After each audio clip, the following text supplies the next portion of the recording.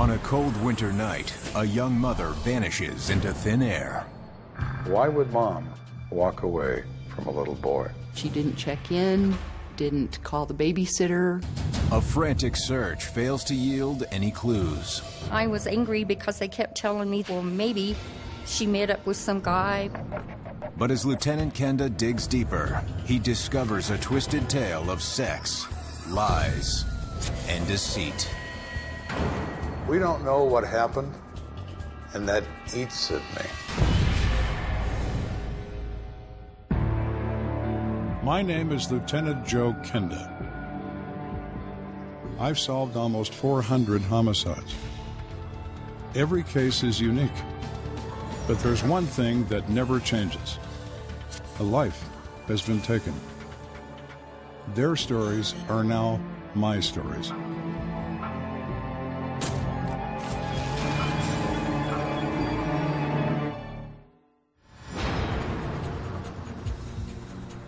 December 21st, 1991, 26-year-old Robin Bragg walks into the Colorado Springs Police Department. She is terrified and shaken.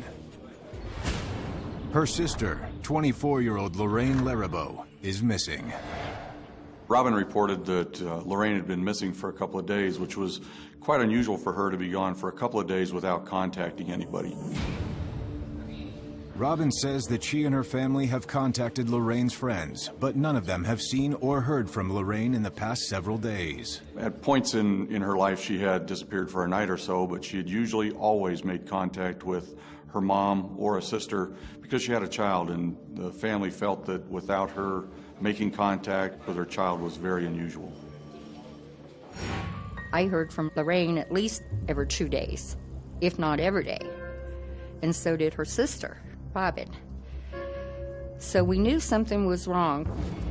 Robin tells police that her boyfriend dropped her sister off at a bar 2 nights ago, and no one has seen her since.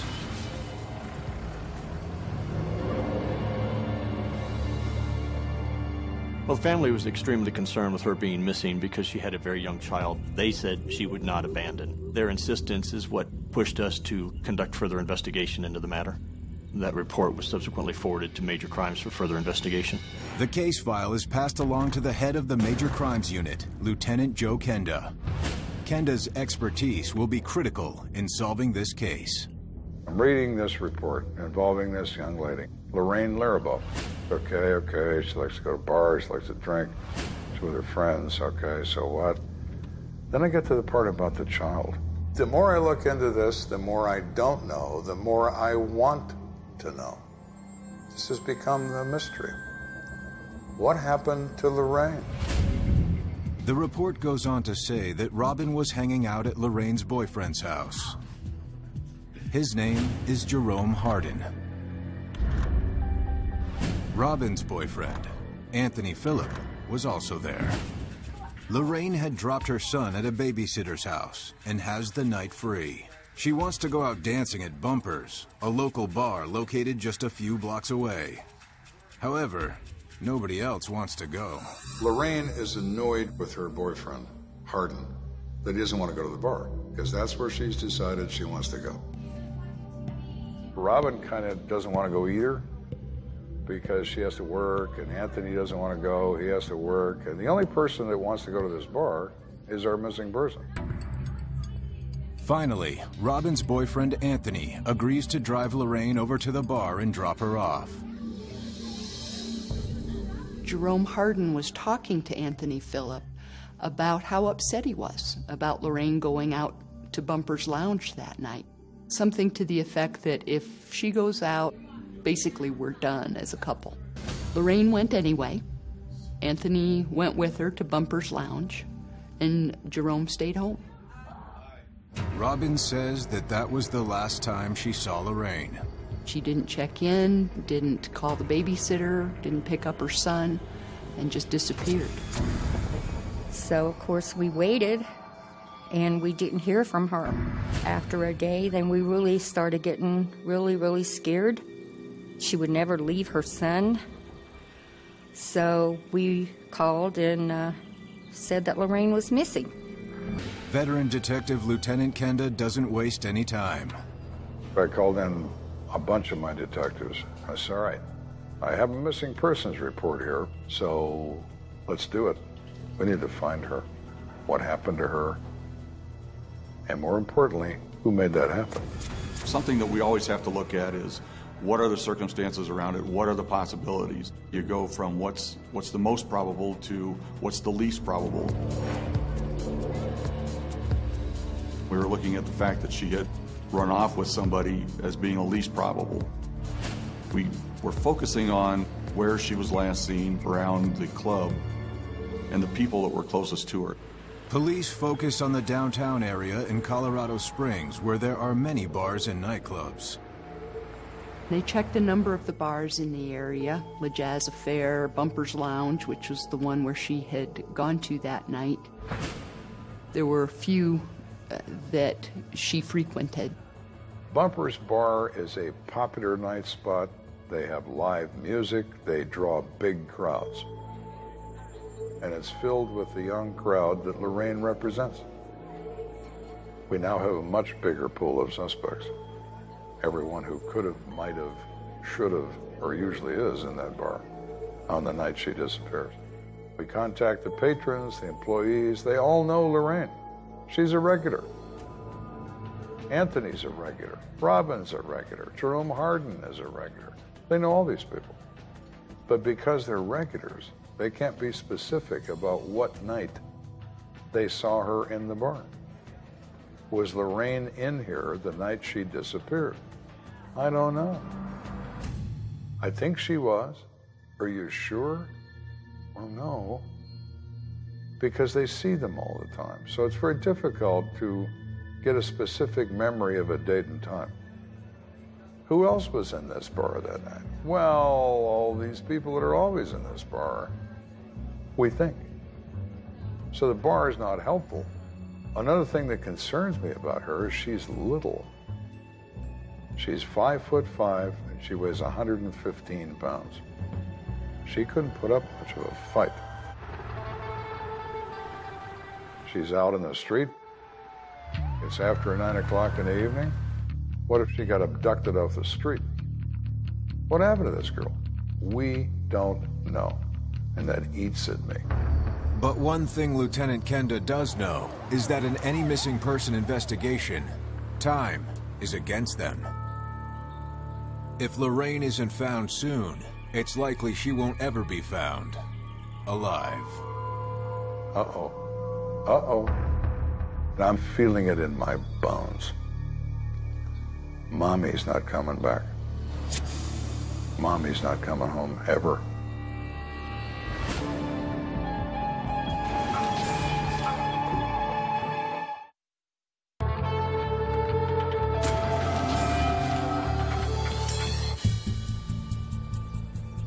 It's been a full week since the disappearance of 24-year-old Lorraine Laribeau. Nobody has seen or heard from her since. A nagging question in Lieutenant Kenda's mind is, did Lorraine leave town voluntarily? One of the things I need to do in my own mind is I need to eliminate the fact that Lorraine is a willful missing person. So we got to do a background on Lorraine. What kind of person is she? What kind of mother is she? All the steps I need to dismiss her willful disappearance. Lorraine works as a waitress at a local restaurant. She's a popular young girl with lots of friends. Lorraine was a beautiful woman, a wonderful mother.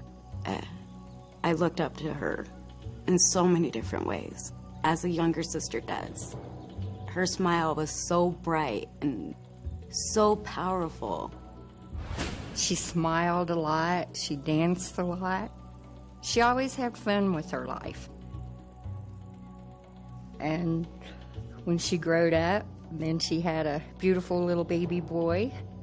She was just the apple of my eye. There was always something very special about Lorraine. With each passing day, the victim's family grows increasingly upset with the investigation. I was angry because they kept telling me the same thing. Well, maybe she met up with some guy, maybe she went away for a week. I understand their rage. I understand why they yell at me. Everybody yells at me.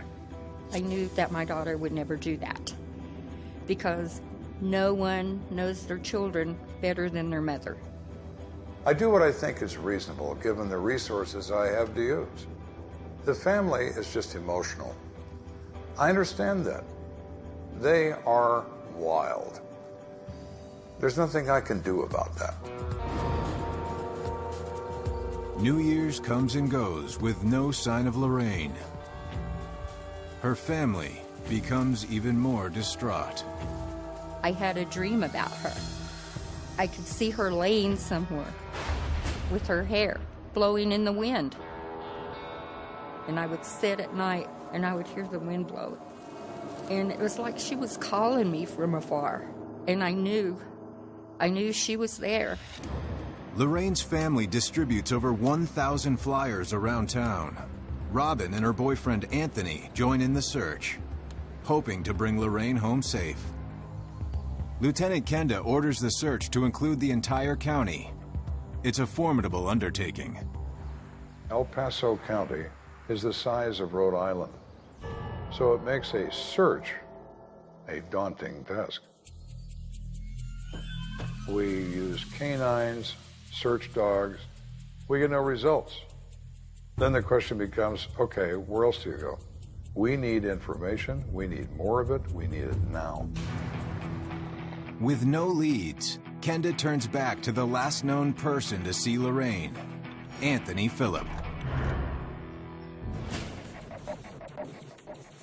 Anthony tells us precisely the same story Robin did. They're all drinking, they're all having a good time, but Lorraine wants to go to the bar.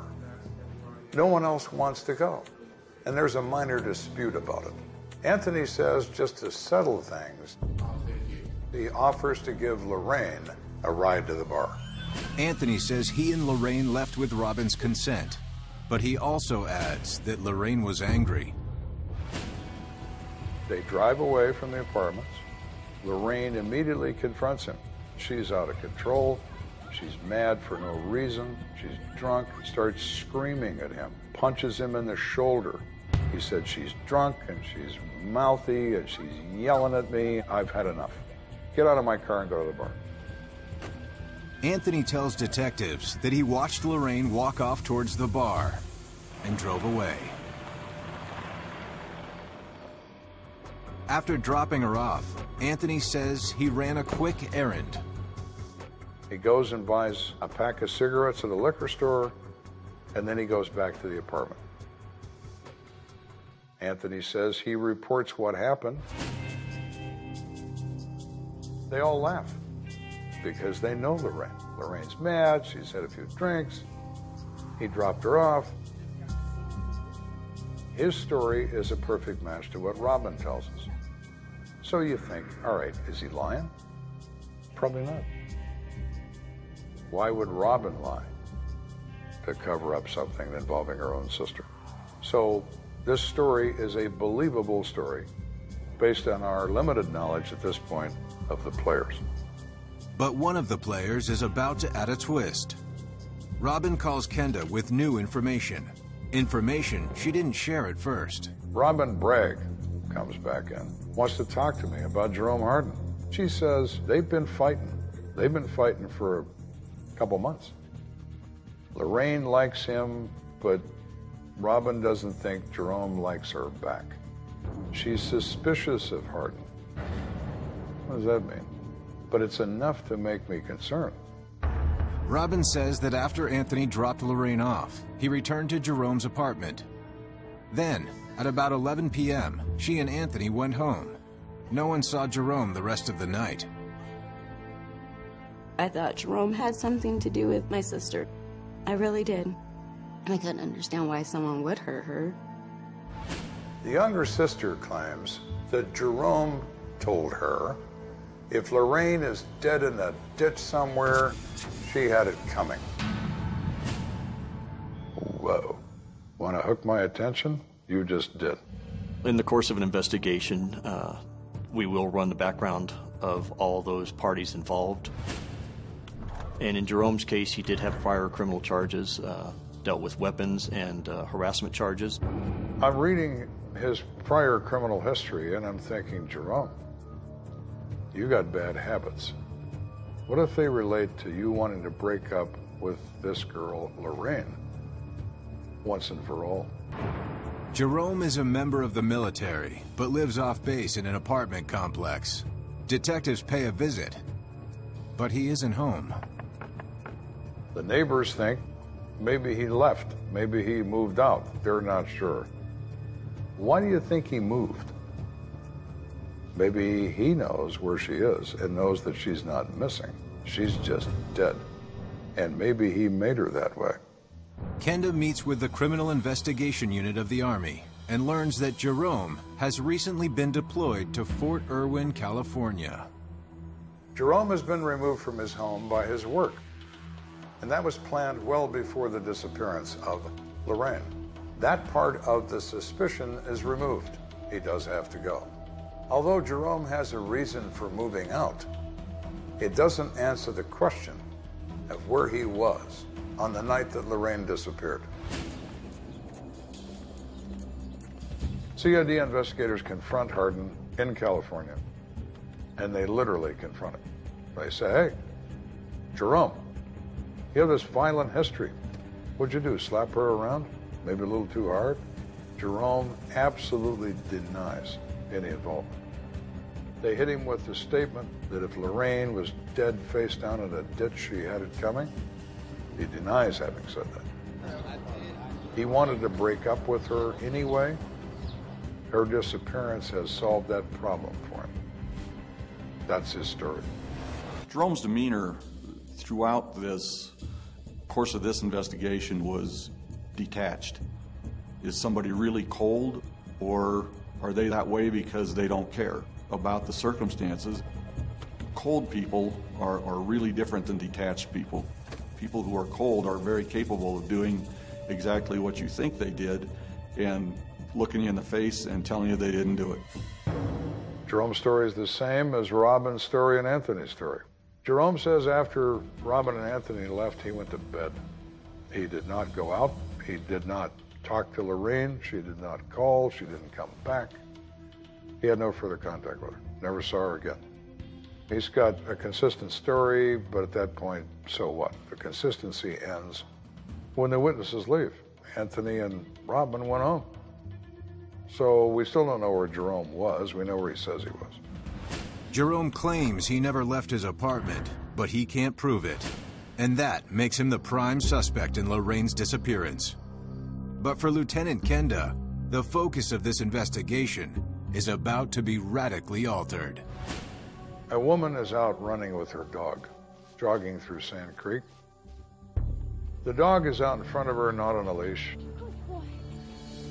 And the dog becomes interested in something.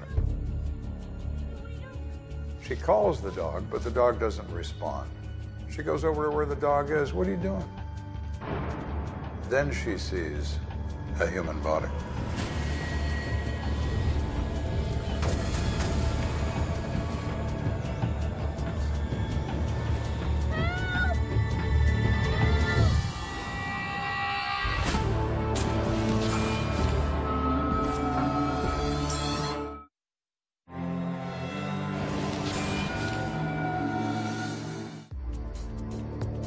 Just over 1 month after the disappearance of young mother Lorraine Laribeau, a jogger and her dog discover a dead body of a young female in a rural section of Colorado Springs, not far from Bumper's Bar. It's fairly common to find human remains in these rural areas. Most of the time it's a suicide, and occasionally it's a murder. The Sand Creek area is a place where construction people dump things, and they're encouraged to do it by the city. It forms a free sort of retaining wall. Where this girl is found is between two very large pieces of cement. She's almost wedged between them.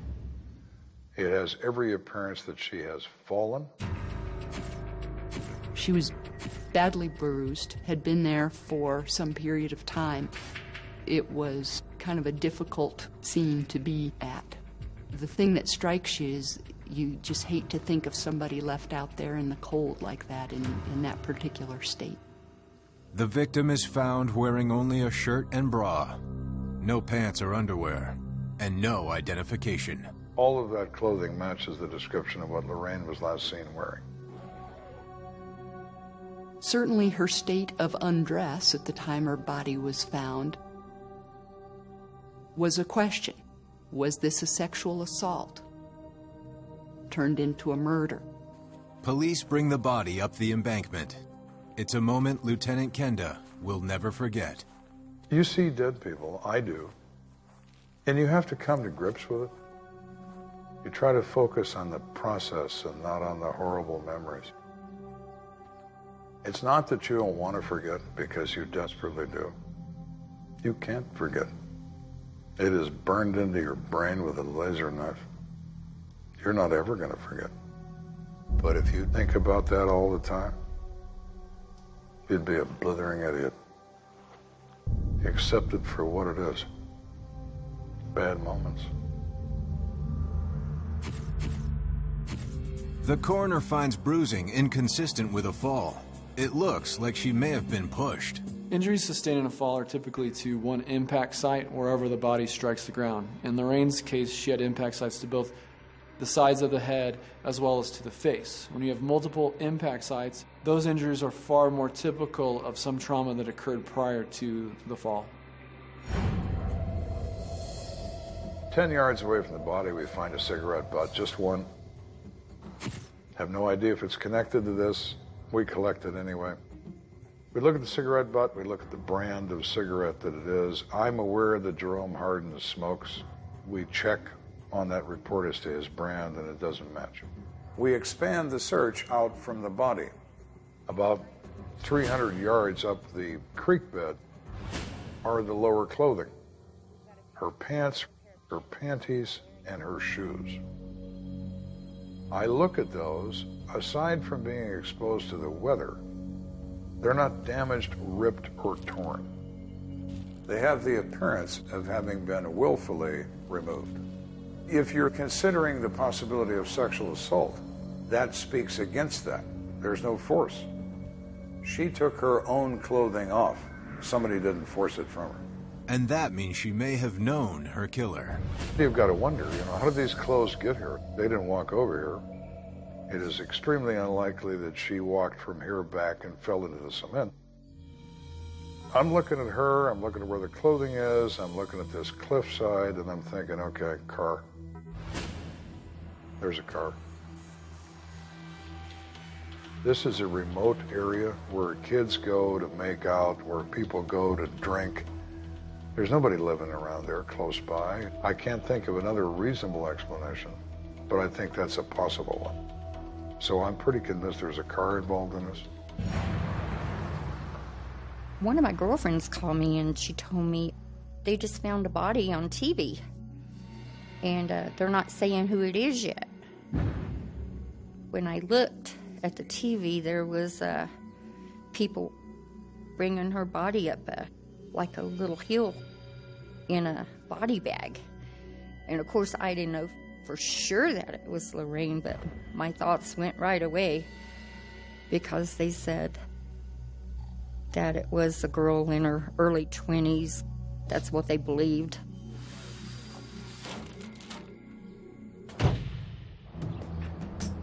Two days later, autopsy results reveal additional clues about the victim's death. The injuries are severe. She has a ruptured spleen. She has a ruptured liver. She has evidence of blunt force trauma to one side of her face, as if she was punched. The rest of the fatal injuries consistent with a fall. All fatal, but consistent with a fall.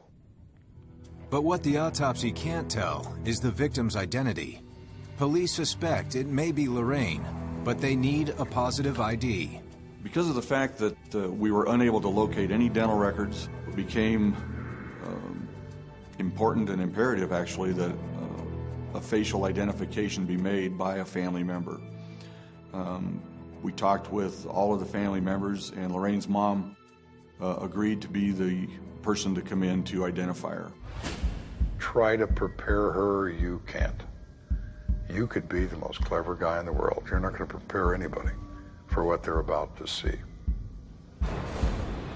But it has to be done.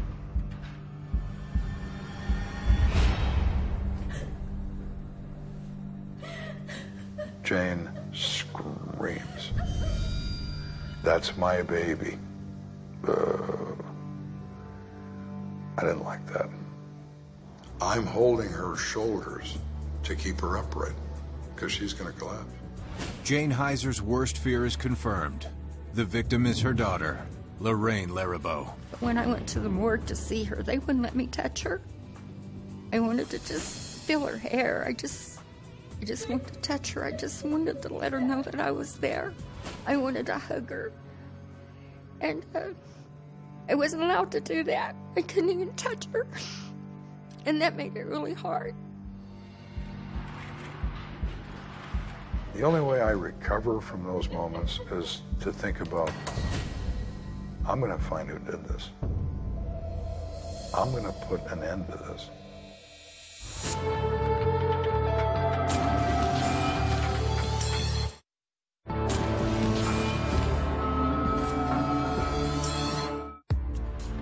After the body of Lorraine Larabeau is identified, the investigation goes from missing person to homicide. Lieutenant Kenda's assessment of the evidence suggests that Lorraine and her killer may not have been strangers. It's 2 miles from Bumpers. She didn't walk 2 miles from where she got dropped off over to here. She gets here in a car with somebody. Something goes wrong. It goes wrong in the car. It moves to outside the car. She's either falls or is pushed over this cliff by who she's with. And when this person leaves, they throw her clothing out of the car. That's just a working opinion of how this could have happened. Do I know that? No. I think that.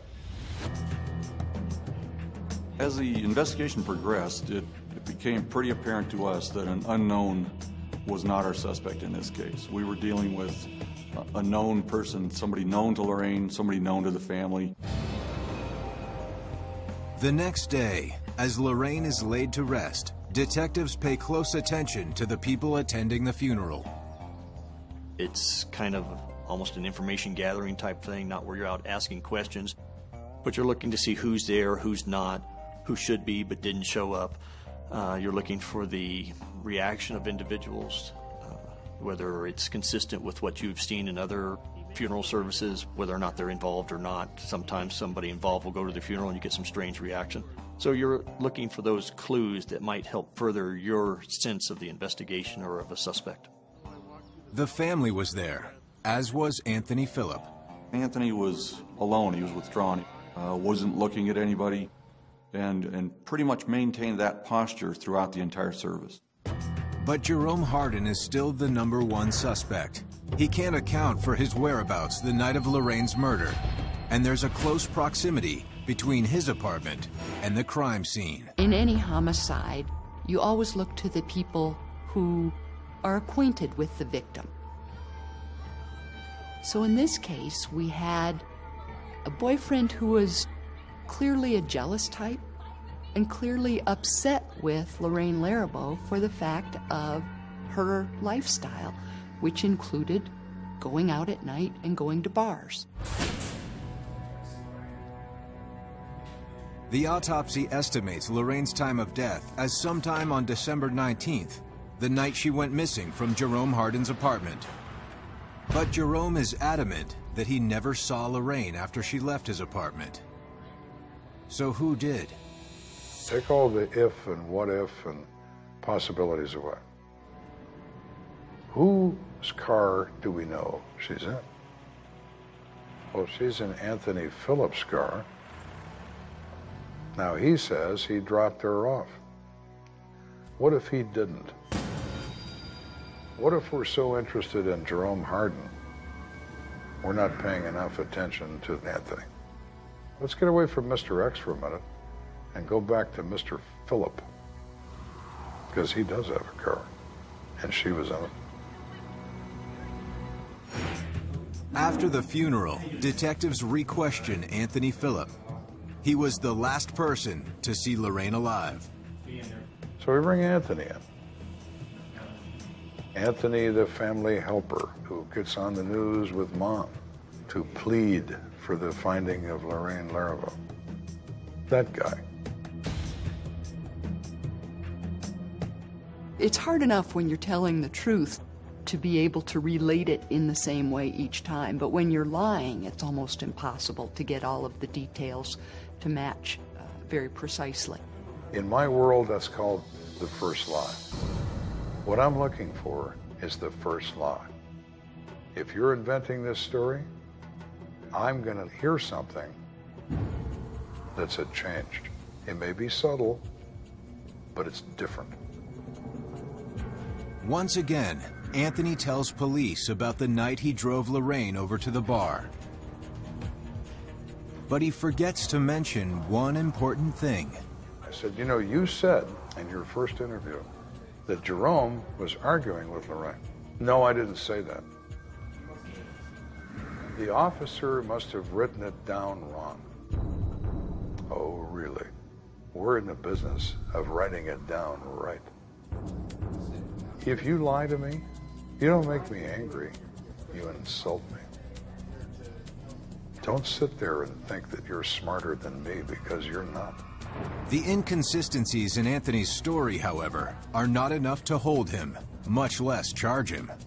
There was no physical evidence recovered from Lorraine Laribo's body that could lead us to any particular person, especially to someone who had good reason to be with her in the first place. Lieutenant Kenda has no choice but to release Anthony.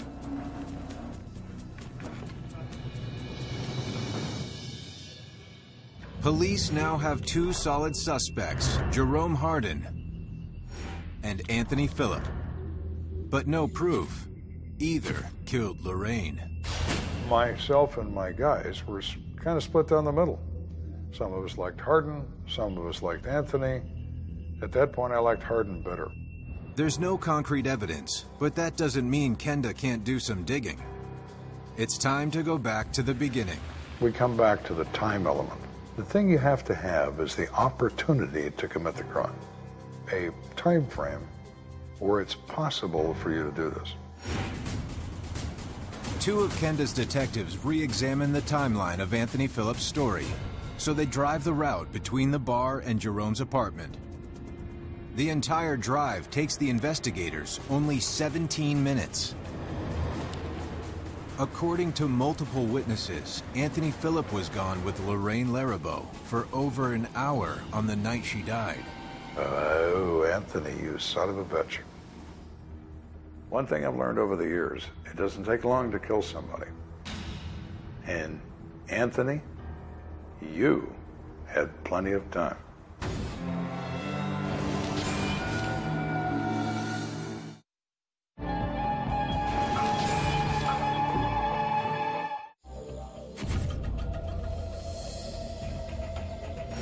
After single mother Lorraine Laribo is found murdered, Lieutenant Kenda focuses his investigation on two different suspects. Anthony Phillip, who is the last person seen with the victim, and Jerome Hardin, the ex-boyfriend with a callous attitude. I thought both guys could be guilty, but the 45-minute discrepancy in the timeline really pointed to Anthony. Catch is, timeline isn't hard evidence. I needed a confession, and the best way I knew to get that was to play them off against each other. Rattle their cages and see if somebody will tell me the truth. Police ask both men to submit to a polygraph test at the station. Jerome goes first. The boyfriend, Jerome Hardin, was a concern, of course, because there did appear to be a level of animosity, at least from him, toward her. Could Jerome have gone to find her at Bumper's Lounge and taken her home and gotten in a fight? We give him a polygraph examination about the death of Lorraine. His story is very consistent. I don't know where she is. I don't care where she is, but I don't know where she is. After I look at him and watch him, he's been truthful. So I'm starting to lean away from him. Not completely yet, but leaning. In Jerome's case, the polygraphist felt that he was being honest and that had nothing to do with the death of Lorraine. But you're not closed-minded to any portion of the investigation. Until you have the evidence that actually supports who did it, everybody could be considered a suspect. And Anthony is just as good a suspect as Jerome, perhaps even better. Kenda tells Jerome to wait while Anthony takes his polygraph test. Anthony took the polygraph and absolutely bombed it. One of the questions, are you responsible for the death of Lorraine Laribo? And it peeks off the paper. So, total failure of the polygraph. While the polygraph results suggest Anthony may be the killer, it won't hold up in court. So Kenda asks both suspects if they will submit biological samples. Kenda's playing a game of psychological warfare. If you are guilty of a crime, your worst enemy is your mind. And I know that. And I am going to give you a reason to consider what I might do next. So you play a game. You say, okay, I want biological samples from you. Make them wonder why I want that. I don't need it. I can't even use it. But they don't know that. So make them wonder. The final step is to bring Anthony and Jerome together in the same room. And I accuse them both, sitting next to each other. One of you guys killed Lorraine. One of you did. Hardin remains consistent.